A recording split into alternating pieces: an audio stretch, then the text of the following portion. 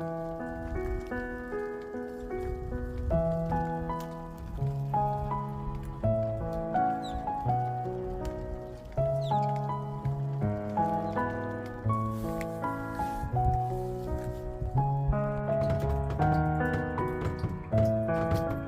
everyone, good morning. Welcome po sa ating raindrop succulents. And now mag-update po ngayon tayo about sa weather and sa ating mini greenhouse na aking mga tinanim dito. Medyo ano po ngayon, may snow, umuulan ng snow sa labas. And ayan, tinignan ko po sila kung okay sila dito ngayon. And medyo malamig. And nag-i-start na po silang magkaroon ng flower. Ayan. Nag-i-starting na ng flower. At talaga namang spring na. Kapag ganyan lumalabas na yung mga flower nila, starting na ng spring. And at ang isa ko rin napansin dito is talagang yung mga color nila talagang lumalabas na yung mga color, very colorful, ang ganda, grabe. Ito yung black hawk, yan, yung mga color niya spotted, ang ganda, grabe, very beautiful. But as medyo kasi direct sunlight dito, kaya tinatakpan ko lang sila ng mga parang plastic lang na panakit, so nagkakaroon sila siguro ng mga spotted. Ayan. And this one yung aking casio, ang ganda talaga ng kulay nitong casio na ito, grabe, very, I like that. Ayan. At ito rin kita nyo, nagkakaroon din ng sunburn, so sobra sigurong direct sunlight niya, kaya ang ginagawa ko, tinatakpan ko rin ng plastic talaga. And ayan, yung color niya, grabe, as in batik-batik siya, grabe, ang ganda, merong karisma, yung mga ganyan na mga spotted na colorful, very charming sila tingnan, grabe. And ito rin aking jade star. Ayan, starting na rin siya ng flower. Nakakaroon na rin siya ng flower. Jade star. Ito rin, jade star siya. And then, ayan, medyo wala pa naman lumalabas. And then, ito rin yung Agnes ko. Grabe, oh. Ang ganda ng color niya. Kasi yung mga red tips niya. And then, color yellow and variegated niya talaga. Ay, grabe, ang ganda. Wow. Why are you so beautiful? And ito rin aking Jupiter, look. Yung mga spotted niya ng mga colorful, grabe. Very charming. Diba? Very satisfied, grabe. At ito rin aking, I think this one is Red Fantasy. Wala siyang ID nakalagay, pero parang natatandaan ko Red Fantasy yan eh. Ang ganda, oh. Very, grabe, ang ganda. And this one yung aking Echeverria Maria Chungto, look, red na red, parang siyang lipstick. And ito rin yung aking cuttings na last time, Echeverria, meron siya mga babies na lumalabas.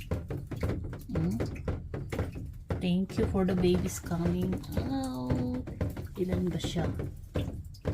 Ilan siya? Iwan? Ang tayo ko kasi, grabe, ang hirap. 1 and 2. Ayun, meron siya isa pa doon. May baby siyang dalawa. And then ito rin yung jade star ko. Ayan, nag-starting na rin siya mag-flower. Meron na rin siyang flower. At ang aking ito cuttings din na. Ayun yung black cashmere. Black cashmere siguro to. Grabe. Ganda. Ganda nila. At ito ang aking litos. Nag-starting na siya. Lumabas na yung babies niya. Siguro kailangan ko na rin itong ibukas. Kailangan ko nang ibukan na siya. And lumalabas na yung mga babies niya. Kailangan ko na i-cutting siya. Siguro ngayon, hindi pa ngayon. Medyo may gagawin pa tayo mamaya eh. Kaya next time. And my little magma, look. How beautiful. Magma. Kailangan ko itong ilipat na sa magandang pot. Sa potings. Kailangan ko ilagay yan. Ang ganda, grabe. Magma. Ayan pa, oh. Ang aking mga akaisan. Karamihan yung mga agavoids naman yung andito ko tinanong. And this one, I think, aking Sibera jelly. Jelly talaga, grabe. They are so beautiful. At yung last time na kinatin ko na Leticia, na niripad ko, anong nangyari? Ito, ayan sila. Nalanta. Ito, hindi ko alam kung yung isa na to ay mabubuhay siya. Siguro mabubuhay naman siya. At ito yun naman yung kasama niya isa. Nilagay ko dito para mabuhay. Ayan, red na red. Si Leticia. And then sa aking Curie. Hello, Curie. Ayan. And the other one is yung aking na-sunburn na si Ariel. Look. Si Ariel. Na-crested. Ilagay ko pa siya dito na sa direct sunlight siya. So, ayan. Na-sunburn but look. Diba? Starting na ng colorful. Ang ganda. I love the color.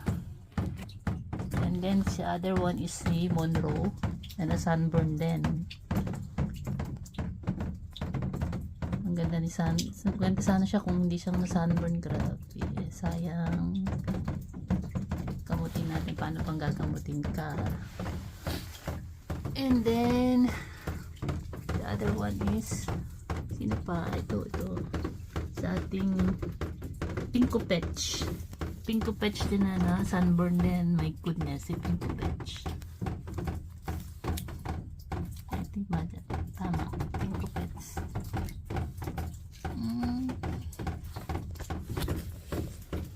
Ganda pa naman niya. Ang ganda ng kulay niya. Yellow.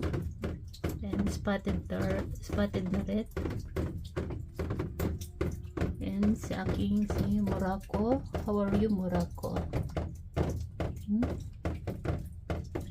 Ganda ni Morocco, grabe. Sino pa? And si Orpet. Si Orpet, hindi ko alam kung bakit yung nasa ano kaya to. Meron siguro kailangan ko itang itanggalin. Parang nagkakaroon siya ng sa gitna ng lips niya. Kailangan ko itong gamutin. Siguro kaya kakaroon kaya nasira yung gitna niya ng kailangan kaya itong tanggalin ko na sa soil. Parang meron siya mga blocks na sa gitna.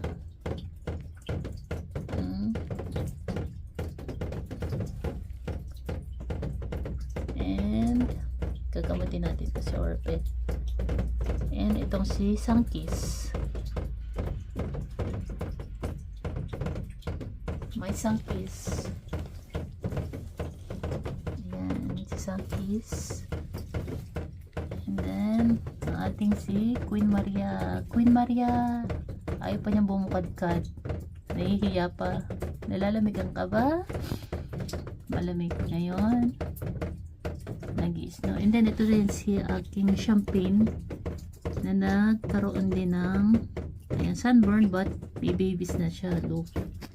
Meron tayong pamalit, diba? Sana mabuhay sa ating champagne. And look at sa aking Echeverria. Look, kahit maliit siya, colorful. But siguro hindi mo ako pinapansin. Ayan, how are you? Look, beautiful. Ayan, yung aking si Orbipulata. Ano yan? Sa Cotyledon. Si Cotyledon. Philippines. Sorry naman. And ayan. Ating si Mont Blanc. Mont Blanc. Ayan. At meron siyang katabi na naligaw na damo. Ayan. Ang ganda, di ba? May naligaw na kaibigan. Very beautiful. Meron siyang mga tubig-tubig pa. Ano yan? Bibigyan mo siya ng tubig. Ganda.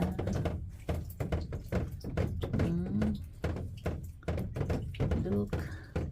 Okay naman sila. Still going strong. Okay, and then ito. Wario. Wow. Congrats. May baby siya. Grabe, lumalaki. And ilan to? I think dalawa. Nagiging dalawa siya. Dito meron. Ayan. Ang ganda. Wow. At ito ate si Silveria Rolly. Ayan. Nag-spotlight na rin yung mga color niya. Super, as in super ganda.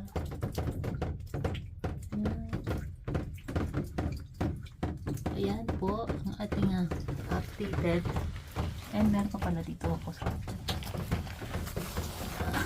si ating ito hindi ko alam kung ano yung ID niya eh. May started na rin siya ng flower. Look.